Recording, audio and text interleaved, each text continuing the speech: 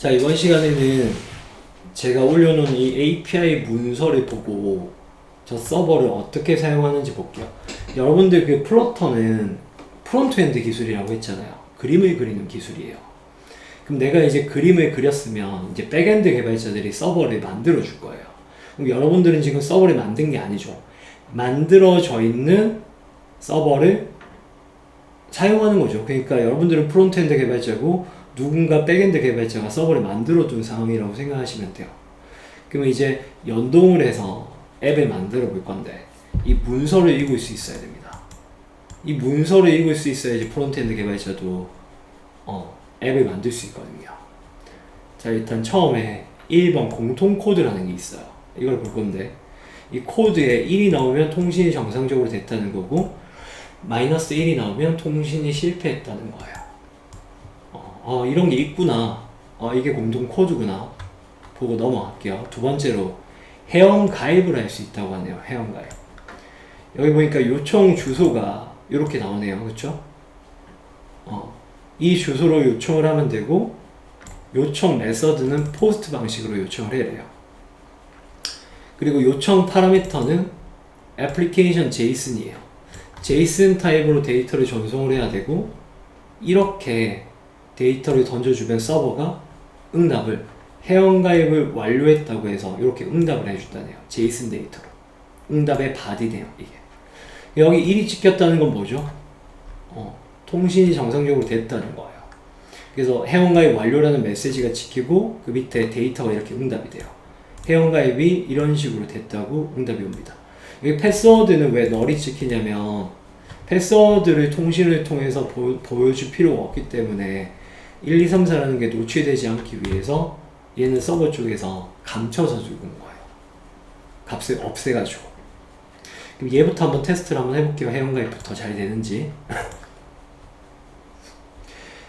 설치한 포스트맨을 열고 여기서 어떤 걸 할 거냐면 워크스페이스에 여기 보면 워크스페이스라고 있거든요. 뉴 워크스페이스라고 해서 이름을 플러터 블로그 앱이라고 할게요. 크리에이트 워크스페이스. 새로운 워크스페이스를 하나 만들어요. 자, 그러면 이런 화면이 뜰 거예요. 여기 오버뷰라고 뜨는데 여기 그냥 X 하시고요. 여기 플러스 버튼 누르고 제일 처음 테스트 할게. 자, 보세요. 문서에 요청 주소가 얘라고 있죠. 얘를 복사를 해요. 그리고 포스트 방식이라고 했어요. 그쵸? 포스트로 바꾸고 집어넣는 거죠. 이렇게.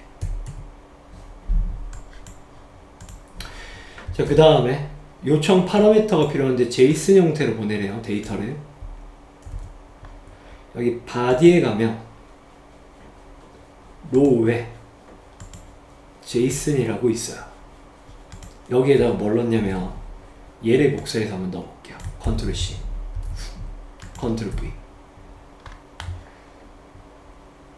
자, 샌드 하면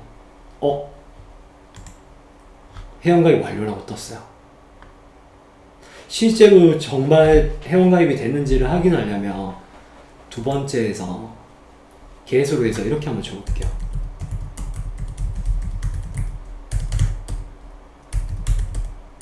요렇게 http에 localhost 8080에 init user send.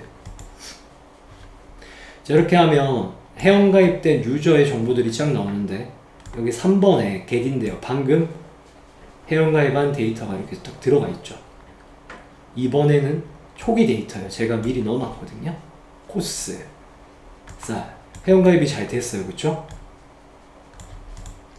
자, 두 번째로 해볼 거는 로그인을 해볼 거예요. 로그인. 이것도 이제 주소가 이렇게 돼 있네요. 복사를 하고 새로 하나 열어야 되겠다. 넣고 그 다음에 여기 요청 주소의 메서드가 포스트 방식이니까 포스트로 바꾸고 그 다음에 요청 파라미터가 제이슨의 요 형태로 보내라고 하죠. get인데요. 1, 2, 3, 4를 우리가 만들어 놨기 때문에 로그인이 될 거예요. 한번 해볼게요. 바디에 로우에 제이슨으로 바꾸고 컨트롤 V. 근데 여기서 이렇게 한번 해보세요. 먼저 1, 2, 3, 4, 5라고 해서 샌드를 하면 인증되지 않았다고 떠요. 다시 인증해달라고. 정확하게 넣어야 돼요. 1, 2, 3, 4. 샌드하면 어떻게 되냐면 응답이 되죠. 석세스, 로그인이 됐다는 거예요. 근데 여기서 이제 보면 응답의 헤더라는 게 있죠. 응답의 헤더. 응답의 헤더에 뭘 주냐면 이 베리어라고 해서 이 토큰을 돌려주거든요.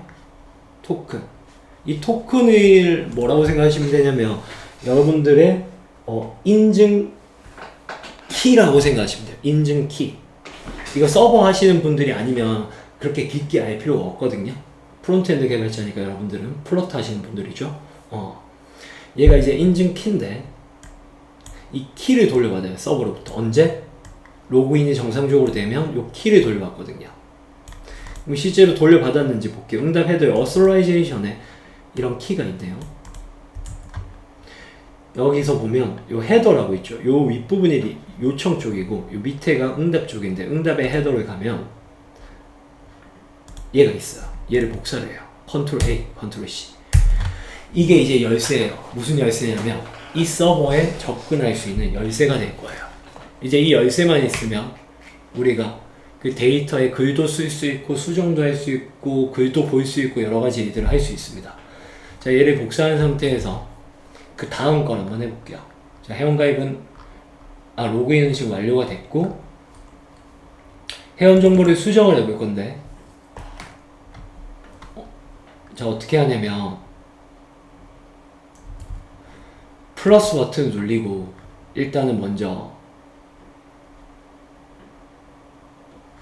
오솔라이제이션에 베리어 토큰이라고 있어요. 여기에다가 얘를 지우고 우리 복사한 거 있잖아요. 여기서 요거 얘를 복사해서 여기다가 집어넣어요. 얘가 있어야지만 이제 인증이 돼요. 얘를 안 들고 가면 아무것도 못합니다. 일단 이렇게 넣고요. 그 다음에 요청 주소는 put이래요. put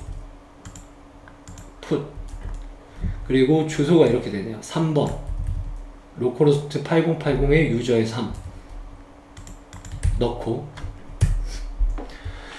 그 다음에 요청 헤더에는 이걸 넣었죠. 우리가 방금 어솔라이제이션에 베리어 토큰을 넣었어요. 여기에다가 넣으면 여러분들 쉽게 넣을 수 있거든요. 여기다가 넣으면 자동으로 이 헤더에 오솔라이제이션에 얘가 속 들어가요. 자, 넣었고요. 그 다음에 요청의 파라미터에 회원정보 수정할 거니까 get인데요. 아까 걔를 비밀번호로 5678로 하고 이메일을 이렇게 바꿀게요. gmail로 복사해서 요청 파라미터 제이슨으로 보내라죠. body에 로우에 제이슨 빵 해서 샌드하면 응답이 제대로 됐어요. 3번에 아까 그 유저가 이렇게 바뀌었죠. 자, 검증 한번 해볼게요. 두 번째 칸에 get에 init 유저 한번 실행을 해보면 얘가 바뀌어 있을 거예요. 3번 데이터 샌드하면 5678로 바뀌었죠. 자, 그래서 응답의 body가 이렇게 응답이 돼요. 마지막으로 회원정보 한 건 보기.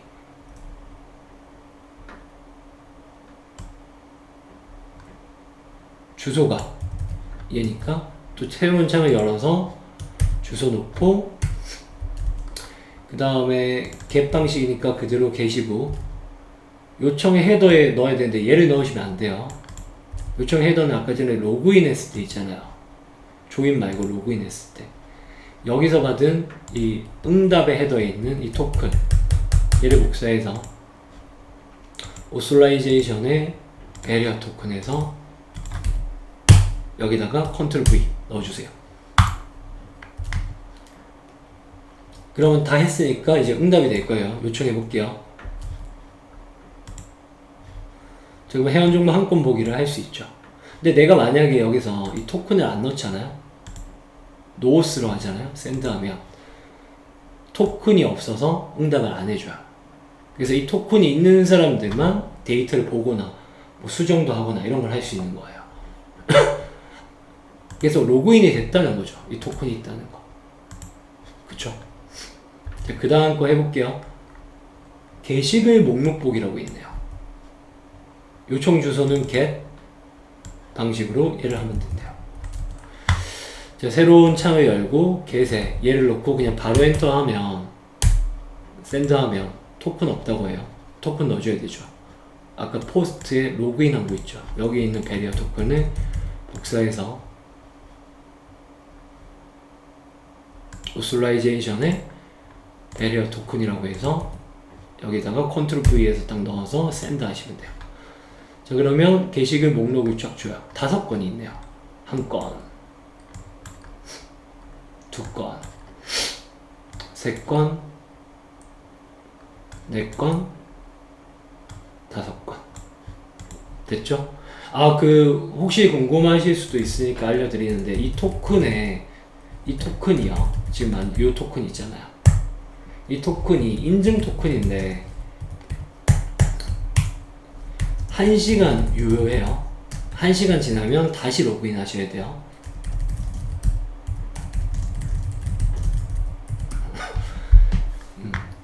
그걸 좀 기억해 주세요. 제가 1시간으로 맞춰놨어요.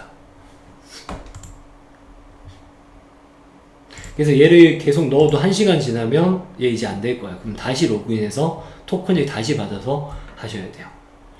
자, 됐나요? 자, 그 다음 볼게요.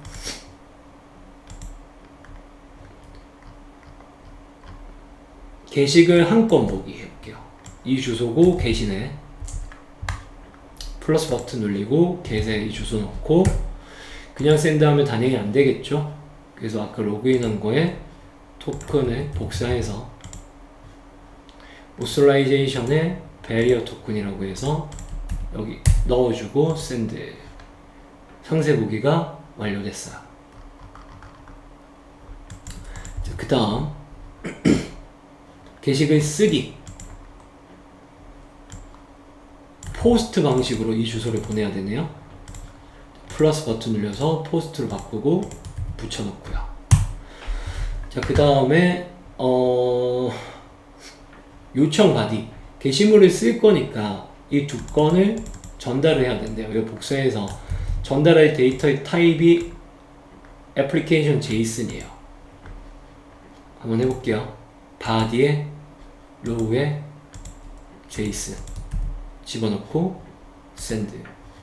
JWT 토큰이 없대요. 토큰 가져올게요.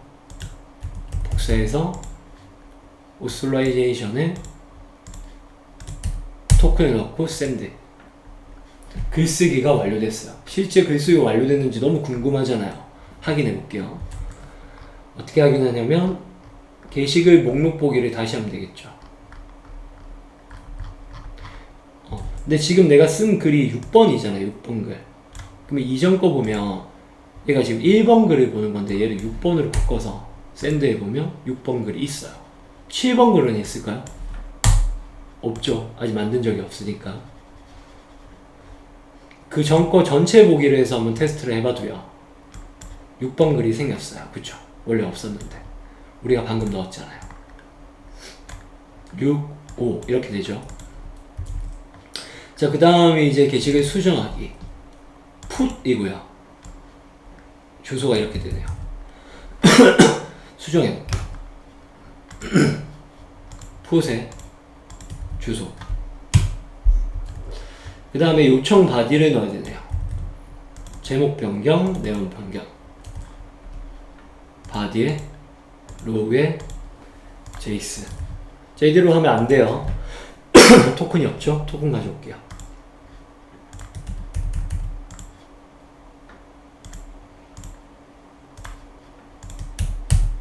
샌드. 수정하기가 완료됐어요. 검증하고 싶어요? 그러면 일로 와서 전체 게시글을 한번 보면 6번 데이터의 제목 변경, 내용 변경으로 바뀌었죠. 시간도 보면 9시 58분에 데이터 넣었는데 아니 7시 32분에 데이터를 넣었는데 8시 56분에 업데이트가 돼 있네요. 맞죠? 자, 그 다음에 게시글 삭제하기.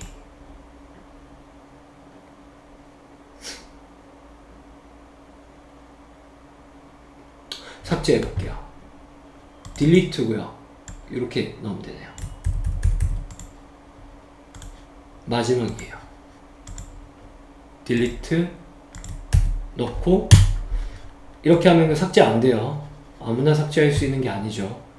뭘 보내야 돼요? 헤더를 보내야 되죠. 여기 요청 헤더가 필요하다고 하죠. 로그인 가서 이 배리어 토큰 복사해서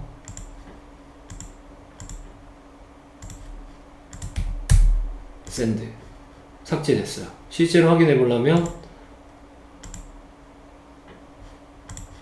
저 6번 데이터 날라갔습니다. 됐나요? 자, 그러면 이 문서를 볼 수 있으면 여러분들 뭐 할 수 있냐면, 내가 서버를 안 만들더라도 서버를 만들어준 서버 개발자가 이런 문서를 여러분들한테 줄 거예요. 그럼 여러분들은 이런 문서만 보고 요청만 할 수 있으면 되거든요. 이 포스트맨이라는 툴을 사용하면 요청하기가 쉬워요, 되게. 근데 이제 이 요청을 이 툴이 아니라 우리 플러터에서 해봐야 되겠죠. 플러터에서.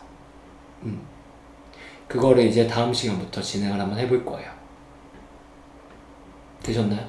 실제 로그인도 해보고, 게시글도 써보고, 수정도 해보고, 이런 것들을 진행을 한번 해보도록 할게요. 혹시 이제 나는 이 서버 만드는 것도 같이 공부하고 싶다 하시는 분들 중에서, 내가 지금 플러터만 공부해봤다 하시는 분들은 서버 공부 못 하십니다.